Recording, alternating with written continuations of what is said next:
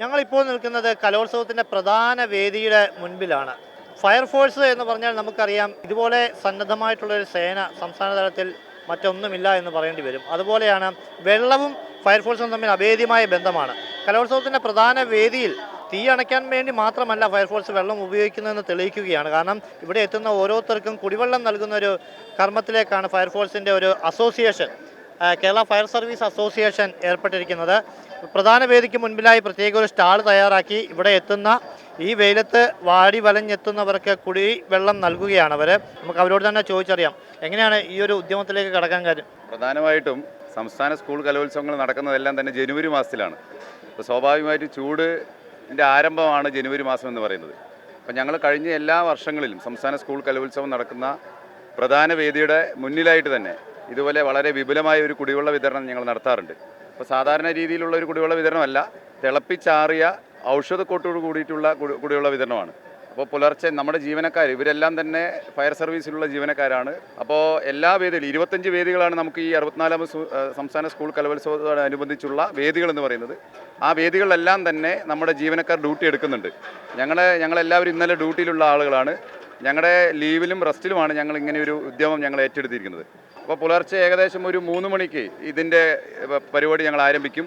3 മണിയോടുകൂടി തന്നെ ഇതിൻ്റെ വെള്ളം ഞങ്ങൾ തിളപ്പിക്കാൻ തുടങ്ങും. ഏകദേശം ഒരു 2 മണിക്കൂറോളം എടുക്കും ഇത് തിളയ്ക്കാൻ തന്നെ.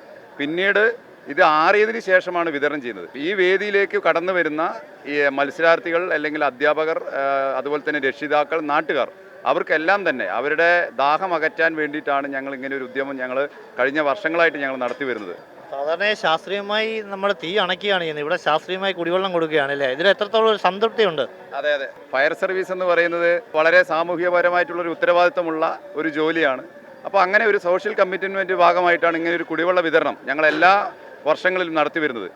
പൊതുവിദ്യാഭ്യാസ വകുപ്പ് തന്നെ ഞങ്ങളെ ഇത് ചുമതലപ്പെടുത്താറുണ്ട്. കാരണം ഞങ്ങൾ സ്ഥിരമായി ഇതുപോലെ കുടിവെള്ള വിതരണം ഈ സ്കൂൾ കലോത്സവം നടക്കുന്ന സമയത്ത് ഞങ്ങൾ വിതരണം ചെയ്യുന്നതുകൊണ്ട് തന്നെ അത് ഞങ്ങളെ തന്നെ ഏൽപ്പിക്കാറുണ്ട്. മൊത്തം എത്ര അംഗങ്ങളാണ് ടീമിലുള്ളത്?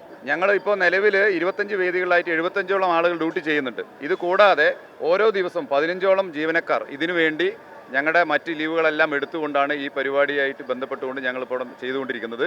ഞങ്ങൾ ഷിഫ്റ്റിൻ്റെ അടിസ്ഥാനത്തിൽ കുറച്ച് ആളുകൾ രാവിലെ നേരത്തെ വരും. അതിനുശേഷം ഉച്ചയ്ക്ക് ശേഷം വൈകുന്നേരം, ഇപ്പോൾ ഇന്നലെയൊക്കെ ഏകദേശം 12 മണി വരെ ഈ കുടിവെള്ള വിതരണം ഉണ്ടായിരുന്നു.